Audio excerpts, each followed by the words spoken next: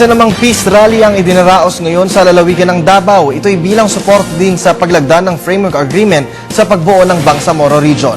Ang ulat mula kay Ping Alinio ng Radyo ng Bayan, Davao. Kalakapon, Kirby, mahigit kumulang sa 1,000 katao nagkaipon-ipon ngayon kahit sila ay makabilad sa init ng araw para sa isang rally na tinaguri ang Davao Duyog sa Kalinaw o Davao Sabay sa Kapayapaan upang maipadama sa lahat at maipakita ang kanilang pagsuporta sa pirmahan ng isang Memorandum of Agreement o MOA ng Framework Agreement on Bangsamoro sa Malacanang.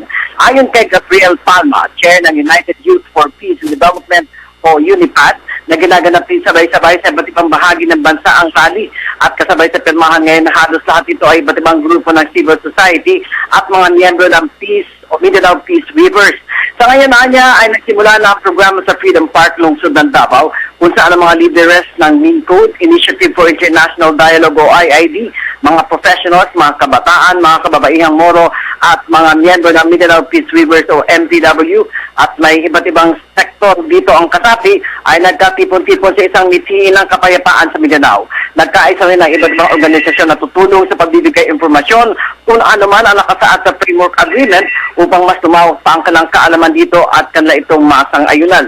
Samantala, nagpahiwatig din na mataas na pananalig si Davao City Mayor Inday Sara Duterte Carpio sa Framework Agreement. Sinabi ng alkalde na ito ay isa sa pinakamagandang hakbang na ginawa ng kasalukuyang administrasyon. Mabuti ito para sa mamayan sa buong Mindanao upang makausad na at na isa itong bagay na dapat pasalamatan ng bawat Pilipino. Para sa Telebisyon ng Bayan, Ping Alinio ng Davao City, nag-uulat.